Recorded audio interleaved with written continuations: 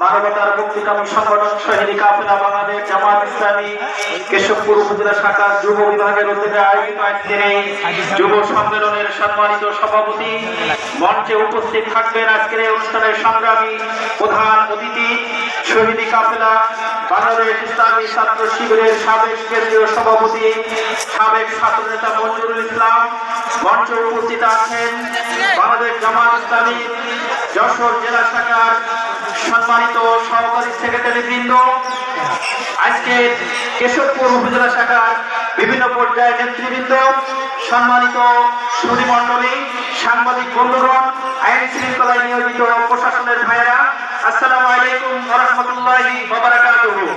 সম্মানিত উপস্থিতি, আজকের এই কেশবপুর উপজেলার পাবলিক ময়দানে বাংলাদেশ জামাত ইসলামী যুব সম্মেলনের উপস্থিতি প্রমাণ করেছে বাংলাদেশের গত 15-16টি বছর সেই স্বৈরাচার সরকার, ফ্যাসিস্ট সরকার, শেখ হাসিনার সরকার বাংলাদেশের 15 কোটি 16 কোটি তৌহিদি জনগণকে, বাংলাদেশের আপামর জনগণকে জিম্মি করে তারা মানুষের অধিকারকে, মানুষের স্বাধীনতাকে ভুলণ্ঠিত করে জোর করে তারা ক্ষমতায় টিকেছিল। কি বলেন ঠিক কিনা?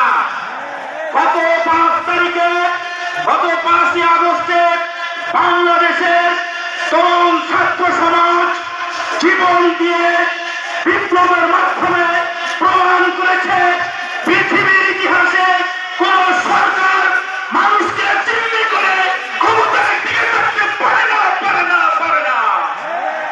আজকে আমরা এই সমাবেশ থেকে বাংলাদেশের মানুষকে দায়িত্বহীন কণ্ঠে জানিয়ে দিতে চাই, গত 15টি বছর 16টি বছর বাংলাদেশ জামাত ইসলামী ইসলামী ছাত্র শিবিরের উপরে যে জুলুম চালানো হয়েছে, যে নির্যাতন চালানো হয়েছে, যে হত্যাকাণ্ড চালানো হয়েছে, সেই আইনের মতো বিভৎস নির্যাতনের মধ্য দিয়ে বাংলাদেশ থেকে ইসলামী আন্দোলনের অগ্রযাত্রাকে স্তব্ধ করা যায়নি।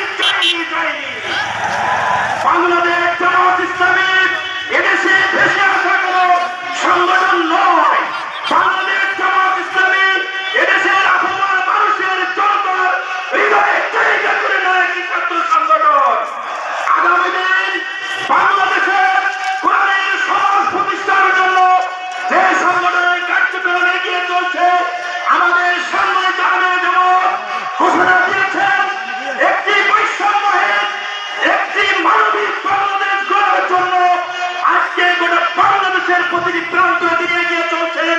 আমরা কেশবপুরের পক্ষ থেকে জানিয়ে দিতে চাই, ঘুরে দাঁড়ায় দেশ, যে দেশ থেকে 15টি বছর 16টি বছর অর্থনৈতিক মেরুদণ্ডকে ভেঙে দেওয়া হয়েছে, যে দেশের শিক্ষা ব্যবস্থাকে নষ্ট করে দেওয়া হয়েছে, যে দেশ থেকে অর্থ পাচার করে বিদেশে পাড়ি দেওয়া হয়েছে, এই ঘুরে দাঁড়া দেশটাকে সাজানোর জন্য, দায়িত্বশীলের ভূমিকা রাখার জন্য বাংলাদেশ জামাত ইসলামী এগিয়ে চলছে।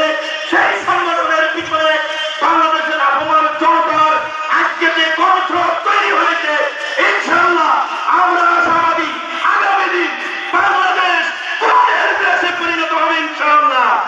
সেই কোরআনের সমাজ প্রতিষ্ঠার জন্য সকলের চেষ্টা চেতনা আগামী দিন আমাদের জন্য সকলকে একে অপরের কাঁধে কাঁধ মিলিয়ে আমরা এগিয়ে যেতে চাই। কেশবপুরের এই মাটিতে কোরআনের সমাজ প্রতিষ্ঠার জন্য আমাদের প্রান্তীয় স্যার অধ্যাপক মুক্তার স্যারের নেতৃত্বে আমরা আমাদের সকল কার্যক্রম স্বতঃস্ফূর্তভাবে এগিয়ে নিয়ে যাওয়ার আহ্বান জানিয়ে সকলকে ধন্যবাদ জানিয়ে আমি আমার সংক্ষিপ্ত বক্তব্য শেষ করছি।